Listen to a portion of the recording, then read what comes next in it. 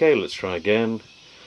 I put the kettle on, so if you hear some whistling, I'm going to turn the kettle off. So as we come across to the washroom, which is next to the kitchen, this is where the retro starts becoming a little bit German and challenging. So this is the wallpaper, is absolutely classic German Bavarian 1980s. American RV, classic old American RV toilet. Again, original apart from the shower curtain, which originally would have had shower doors coming across, which break. So quite commonly they break on these. So what I've got to do is get some restoration done on this. I mean, the carpet must come out. I put some cheap vinyl down, some laminate vinyl, just to sort of I had to freshen it up a little bit.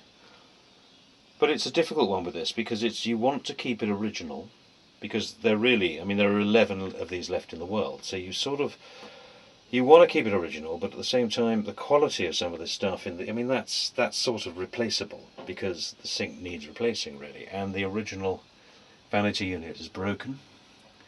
So actually that isn't original here, but the wallpaper is, and this is in the classic Hymer Club. This is a source of tension, because people say paint it, paint it, paint it, it's horrible. Other people love it. I'm mixed, I don't know, I don't love it, but I recognise its originality, so it's a difficult one.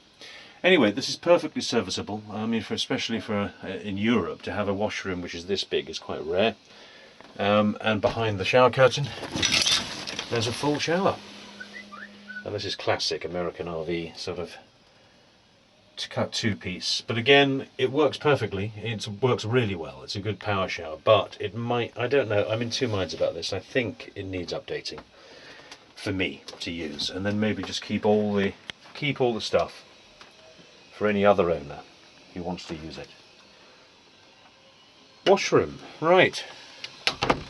And across from that, nice double wardrobe.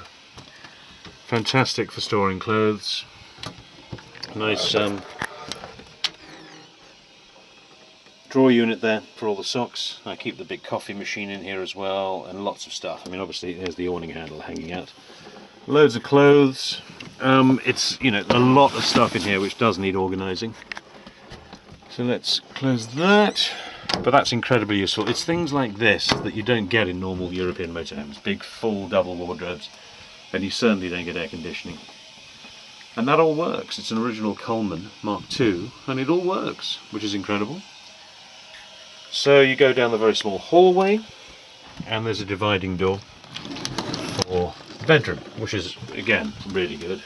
And obviously you can divide the washroom up too by pulling those two doors across. Then you've got a separate washroom, or you pull open the bedroom door and you've got an ensuite, which works really well. And then, I think it's going to be too sunny in here.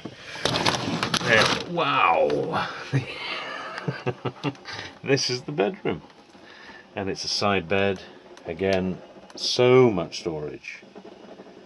And I like this side bed option. I think the idea of forcing this to be a central bed, you lose all this storage here. You'd lose this as well, because they'd arrange it differently if they have a central bed. And this is the shower here, so this sticks out where the gubbings and the plumbing for the shower is, so that stops it being a central bed. And I actually really like this. I like the layout. It reminds me of a Wander Lodge and the old Apollos. Anyway, so that is it's a 10-hour bed. It's you put your head down if you're tired and you sleep for 10 hours. And you've got a fantastic view out of your window. Fantastic view behind, and a fantastic view on the other side as well. And when all these windows are open and when it's hot and the breeze is coming through, absolutely superb. And I'm into my gadgets and technology. I need it for work as well, so there are screens and computers everywhere in here. This is plugged in on the table in the lounge when I'm working on it. Bedside table, bedside cabinet. But as I say, incredibly comfortable bed. 32-inch flat screen there, which we have for films, and that can be moved. And I'm thinking of putting it up at the front there, but I don't know, it might be too big. Drawers, loads of cupboards, just so much storage space. And at night, obviously you can close that off and it becomes a bit like a sort of a Pullman train carriage. I love it. And the TV there, you can watch films.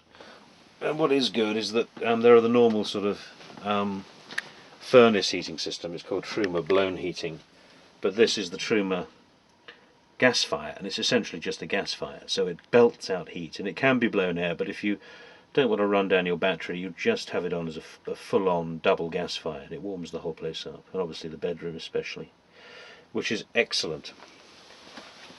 And the heater, water heater, is based down here, and again that's a European Truma, very effective. 10 minutes and you've got I think it's 4 or 5 gallons of hot water.